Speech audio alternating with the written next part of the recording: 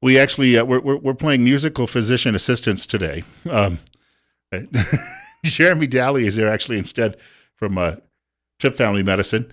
Uh, Russell probably is working on some other project, right? That's right. Make sure I got the right microphone here, Jeremy. Try again. That's right. There you go. You sound much better. I could hear you, but it just wasn't coming in as loud as it should. We're talking today about fatigue. Uh, a lot of people know this subject, and a lot of people it's probably just not getting enough sleep, but there's certainly, obviously, a lot of potential causes, I would imagine, right? That's right. And it's one of those things that's pretty multifaceted. A lot of people they struggle with it, and it really affects their lives. And that's really why I wanted to talk about it today, is because so many people they suffer from fatigue. A lot of statistics show that actually about 20% of people that come into the clinics in general, they suffer from fatigue, and it really affects their daily life. I just had a message the other day from a friend of mine who moved to Alabama as a medical professional and raised children too as well, and joked the other day. She said, "I'm going to take a nap today." She said, "Because I haven't been able to do it for about 25 years." But that happens to be a lot of the issue is people just simply don't get an opportunity to rest, right? Yeah, that is a big problem, just not getting enough sleep. And we call that physiologic fatigue, where they're not getting enough sleep, they're not maybe exercising or dieting the way that they should. And so, yeah, it affects them. But really, today I wanted to talk about what we call secondary causes of fatigue. And those are Mm-hmm. things that we can really do a lot for people when it comes to these causes. So, a few of the things that I wanted to talk about today, there's really three topics that really I think a lot of people are interested in nowadays. One of them is obstructive sleep apnea. Sleep apnea is kind of a common term we hear a lot. The other one is it's depression. It's a really common cause of fatigue, and the last one is thyroid disease. And all of those things they make people feel fatigued. And we try to differentiate between people feeling sleepy and people feeling fatigued. When you're sleepy, you can be aroused with exercise or Mm-hmm. activity or movement and things like that. Fatigue, when you start to do things, you feel more tired, and it usually lasts for a longer period of time versus, sleepiness is usually due to not getting enough sleep or rest or And, you bring that up. I think I set the record on the meter when I went to the sleep center and I spent the night and I had 100 and I think two apneas in 1 hour. And then I had a friend and coworker. He was driving down the Long Island Expressway one day and realized suddenly he was falling asleep during his drive. Um, these are issues, and you might be doing something outside, working in the garden, and you just suddenly feel I can't keep doing this, right? exactly, yeah. And that's a great point. In the research I was doing preparing for this, and I've done some research on sleep apnea before, but a lot of the fatalities and accidents with big commercial vehicles are due to people who develop sleep apnea over time. And that's a lot of times the demographic that we're looking at. We're Mm-hmm. looking at males, we're looking at men that are over 40, and that are overweight. Those are really the big three things that we look for obstructive sleep apnea. Now, of course, you can have it in anyone. Even infants actually can develop obstructive sleep apnea. Sometimes it's anatomical, and that's really what we look for when we do an exam is there something going on here that's causing an obstruction. And really, during the night, the tongue relaxes, falls into the back of the throat, and pushes on that soft palate and basically occludes the airway. So you're not getting any breathing. Jeremy Dalley is our guest from Trip Family Medicine here in Twin Falls. It's coming up on 8:38, and it's 38. Before we get to the break, I believe we have a telephone caller. And caller, you've got a question or comment for the physician assistant? Nope, I think we've lost our caller in that situation, but we'll invite calls following the other side of the break as well. Should point out Trip Family Medicine. One thing that the other folks who come in like to mention is there's always room for more patients, and it's easy to contact the office, isn't it? It is. It is. It's one phone call and you're right to the front desk, and they can turn around and say, "Hey, do you have room on your schedule today?" And they're really good about knowing how many spaces we have left. But we always want to get people in as quick as we can. If it's not today, then it's tomorrow. But right now we're really we have a lot of open spaces right now where I'm new, and You created those. yeah, I'm created those spaces, and I would love to fill them. I'd love to see the people here in the Magic Valley, and um, we love seeing new patients. It's what we like to do. Like to meet new people and take care of them. And easy to find too on Fillmore Street, across from the main post office and the building itself, with lots of windows and just very friendly in a children's space too, which we should point out. A lot of folks wonder how they keep the kids busy.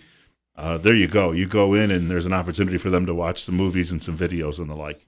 That's right. We have to make sure Dr. Tripp doesn't get in there and get in the videos and the toys, but He likes the Disney films. that's right. That's right. It's come a long way from my days when the story Bible was all you had to entertain the children in the doctor's waiting room. We've got more coming up, and Jeremy, you're going to go into more depth about this, obviously, too, in the next few minutes. Jeremy Dalley joining us from Tripp Family Medicine, and keep in mind you can give us a call right after the break. I know we've got people trying to get through, but you can wait a couple of minutes, and we'll take your telephone calls. That's on the way. Also on News Radio 1310 KLIX and newsradio1310.com with Bill Colley. We have a guest in studio with us. Jeremy Dalley is a physician assistant. He's joining us today from Tripp Family Medicine right here in Twin Falls. We call it Better Health with Tripp Family Medicine. It's 8:43 and it's 38 and still a little windy outside. We have a telephone caller too looking to join us as well. And you're up next on News Radio 1310 KLIX. Good morning. Good morning to you. I have a question. I have a high ferritin level, and I was wondering what he had as an advice. I'm sorry, you said you have a high ferritin level? Ferritin. Yeah, high level of iron. 938. Okay. Now, there's a lot of things that can cause an increase in ferritin. So, ferritin is really one of the ways that the body stores iron, right? Right. So, I would say that that's something that needs to have some more testing done to determine what's actually causing the ferritin level to be elevated. Iron's kind of an interesting thing because we need it, but our body doesn't get rid of it very well. So, there's a lot of ways we can take in too much iron, through the diet or supplementation. And, there's even some diseases that can cause your ferritin level to go up. Or overall iron levels to go up, and they need to be worked up definitely by your primary care doctor to see why they're elevated. They have to come to a conclusion as to why. It may not be anything of great concern, but definitely it requires more of a workup and investigation to figure out why it's elevated. Okay, and am I a candidate for blood donations? That's a good question. I know that actually some people who have too much iron in the blood, one of the ways they get rid of it is actually to do bloodletting, so to speak, getting rid of some of the blood. It's therapeutic phlebotomy, but I don't know if that would be in order for you. I would say definitely figure out why you have this elevated ferritin level first. Meet with your primary care doctor and try to figure out why it's elevated, and then determine is it something where it's safe enough to donate your blood. And if they feel like it is, then definitely. But I would figure out why it's elevated before that time. Okay. Appreciate it. Yeah, no problem. Want to thank you for the call. Speaking of iron, back in the early 90s, I was covering a court case, and I was talking to one of the reporters from one of the other TV stations, and I mentioned I'd been tired a lot lately, and she started asking me about my diet. And she was not a medical professional, but obviously had heard this from one, and she said, "You're not getting enough iron." And she said, that was making me tired. So there are a lot of different factors that could lead to fatigue. We could probably cite hundreds of them ultimately, right? Yeah, certainly. And being anemic is definitely a cause, but I would say it's less common, and it can be ruled out with a simple blood test. And just like that can be ruled out with a simple test, some of these other things can be ruled out with a simple test as well. As far as ruling out something like sleep apnea, we do what's called polysomnography, or a sleep study, basically. And you can do an overnight type study, or there's even people nowadays that are able to do it in their own home, and they are sent the equipment and they can hook themselves up, and they do a 3-day study in their home, and we can actually get those numbers sent directly to the company that does it. And it's great because, when you go to a sleep study lab, sometimes it can be kind of sterile, and it's definitely not your own bed. And so we've gotten some really good results from patients who have gone to those sleep studies. And once we diagnose them with the sleep apnea, it's easily treatable. you know Things that we definitely recommend, a lot of times, increasing exercise and losing weight, and sometimes even people who have large tonsils, having those tonsils taken out is a treatment as well. But a lot of times we use what's called a CPAP, and that just stands for continuous positive airway pressure, and basically just forces this air down your throat all night long and into your mouth, and you know it keeps you breathing, keeps you from having those apneic episodes where you actually stop breathing during the night, or you stop breathing as much as you should, and your oxygen levels go down to the brain. And so it's something that we like to diagnose and treat because it's dangerous. I should point out, being that I'm familiar with that. On a personal note, it also takes out a lot of the ambient noise you might get otherwise that would disturb your sleep, just because you've got the sound of that quiet sound of the air going on, and you might not hear trains going by down the road or something else that could wake you up during the night. So it gives me, in that sense, a very restful night's sleep. That it's not just the breathing any longer, but it's also the fact that I wouldn't hear a lot of noises in the neighborhood that might interrupt me at that point. Yeah, and I think that, the noise is good, and sometimes the mask takes some getting used to. If you've never been a fighter pilot, then probably Yes. it will take you a couple of weeks to accommodate the mask. But after that, I think most people, like you said, they like the ambient noise. And I've had some experiences where people in my own family have had sleep apnea, and the results from getting that CPAP, they felt like they hadn't slept in years, and then all of a sudden they're feeling like a new person, feeling energized, and the fatigue was resolved with the CPAP. And you know that's really what we want to do, is make people feel better, make people feel like they're not fatigued, and that they can you know do their jobs and be with their family and friends, and not feel like they want to fall asleep or go hide in their room and take a nap. There probably are other things that could obviously cause this. Sometimes somebody, we hate to mention the word cancer or tumors, but sometimes people have other reasons and they don't even know that this is developing, and that causes fatigue, doesn't it? Definitely. Yeah, I mean, we those are some of the things that we definitely work up with fatigue. Blood tests a lot of times can rule that out.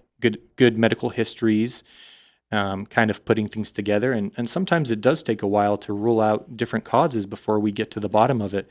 But just like I mentioned earlier, a really common cause is depression, and men and women both, they present differently with depression. A lot of men, they just feel fatigued, um, and a lot of women, they feel they feel anxious, they feel the actual what we think of as depression a lot of times.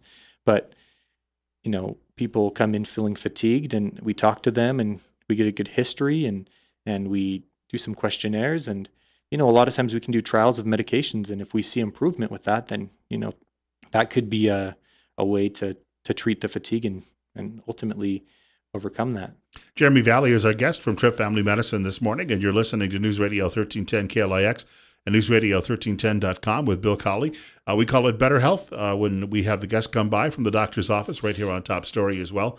8:51, and coming up, temperature is still holding steady at 38. It should get warmer today by about 4 or 5 degrees. One other thing you mentioned, it caught my attention earlier when you talked a little bit about some of the accidents we have on the roads that are caused by this fatigue. There are a lot of people. My uncle was a long haul truck driver, and in those days, no one really paid much attention to how often you were on the road, and they didn't have these GPS units to sort of report back to the terminal what was going on, and so these guys would keep their own logs, handwritten logs, and there was a lot of what was called, I think they called it gunboating in parts of the country, but essentially they would keep false logs because they could make more money by driving all night. Shift workers would have these issues too because you don't have a regular sleep pattern, and so when I was working overnight shifts on a couple of different jobs and sometimes weekends, you're trying to adjust. You're always tired. You're always feeling you don't have the energy. Yeah, yeah, and that's really a lot of that is the physiologic fatigue that we talked about that can be, resolved with rest once you kind of get out of that schedule. And I worked in the ER as well, Uh, so I know what it's like to work some shift work and you know work some back-to-back shifts where you feel like you're kind of a zombie, I would say. And you know, usually after I got out of that shift or had a few days off, I was able to resolve that fatigue, and that's really um, one of the differentiations we try to make between physiologic fatigue and the secondary fatigue that we're talking about, the things that we can actually treat with something other than rest. I was going to say for people who come to your office, you mentioned you do blood tests. Mhm. You can go do the sleep study, but are there other causes or other things you need to identify as well sometimes? Yeah, yeah, there are, and that's why we try to do a detailed history with everyone that comes in. We try to really get to know their situation because fatigue a lot of times is multifaceted. Somebody could be experiencing both a physiologic fatigue and some secondary fatigue too. We do check for things like anemia, like you mentioned earlier, and the caller mentioned earlier, and we check things like the thyroid, which is a gland that sits on your neck and Hmm. it produces a pretty important hormone. When you don't have it, you really feel awful. There's not really any exclusive feature to having low thyroid, and so a lot of that is it sounds like based on the history you're giving us, it could be an issue. So, we ask about feeling fatigued and sometimes weight gain, changes in skin and nails, and even feeling like, you're cold a lot. Those could be symptoms of low thyroid. And so that's also checked with a blood test as well. And it's easy to know, oh, is your thyroid abnormal? And if it is, then we can do some more investigation. Sometimes, based on like a physical exam, we'll check the neck, and if it's enlarged, then we think maybe they have what's known as a goiter or an enlarged thyroid, and so we can do some other testing on that as well. You referenced the fact that a lot of people too over the age of 40 see this. Now, I can remember being 20 some years old, and I could work in a radio newsroom in one city, drive 25 miles away, and work another 8 hours in another city for a little extra dough. And I would do that about 3 times a week. Plus, I'd work weekends. I didn't think about when you're young sometimes, and you're not too wise about these things, going out and carousing with friends and getting by on 2, 3 hours sleep some days, and you wouldn't notice it. But it does. You do hit an age. There's like you hit a wall almost where you can't do certain things any longer. If you're working two jobs, it's going to wear you down, and you're going to have those fatigue issues. Yeah, definitely. I mean, we all, I think, get to that point where we think, okay, this is the point where I'm starting to understand what people said when they couldn't do anymore. I think a lot of us experienced that, and I did. In my early 20s and late teens, we I could stay up all night studying for a test, do the test, and not feel like I needed to go take a nap. But now, I don't know. I guess it's you know, like you said, one of those things that changes with age, and I think a lot of people do experience that. But when you're doing it when you're young, is that doing any long term harm, and will it help cause it later in life? I think that most things do have a cumulative effect over the lifetime. I think most of the time it's really just creating these cycles and these patterns that if you're not having a good having good sleep hygiene, good sleep cycles as a youth, you usually don't carry good sleep hygiene and good sleep cycles into adulthood and later on into your 30s, 40s, and 50s. I mean, I think that those are really hard habits to break. So I think more that's the issue that a lot of people deal with is just developing good sleep hygiene habits. And staying, keeping that schedule. I do that on weekends too, as well. I don't sleep in even though I could because it would readjust my clock, so to speak. And Exactly. Yeah, and that's the sleep hygiene I'm talking about. We really advise patients to be cognizant of when they're waking up, when they're going to bed, and kind of maintaining a really similar schedule on a day-to-day basis, even on the weekends, because you know our body gets used to it, and as soon as we change it, then it's hard to get back on track and hard to get restful sleep. So if you're struggling with sleeping, if you're struggling with getting enough rest, then definitely evaluate how you're getting ready for bed, when you're doing it, what kind of activities you're doing. Like, we have a lot of people nowadays, especially with smartphones and tablets, it's right there at the bedside, and it's tough to put them down, especially if you can't sleep. You go to your smartphone or your tablet and you say, "Oh, what's going on in the news today?" Or there's always someone awake around the world, and there's always news being generated, so there's always something to read. And so I think a lot of people they struggle with that. So we really advise people to get those electronics out of their room and get TVs out of their room and things like that, and just use your bed for sleeping. It doesn't need to be a couch. Right, right. Yeah, a lot of people who decide to put a television in the room, or even your luminous clocks any longer. I mean, there's light sources and the cell phone going bleep, bloop, bloop all night long would do that. Want to thank Jeremy Dalley for coming by today. And next week, gosh, the day before Thanksgiving already, we'll be talking about carcinogens. Want to remind you, Trip Family Medicine, located on Fillmore Street, directly across from the main post office right here in Twin Falls. Got a guest coming up, I believe, from City Hall shortly. Also, another guest later in the program joining us all the way from Delaware. He's what you'd call a legal maverick. Well, maybe he won't like that description, but we'll share more of that with you a bit later.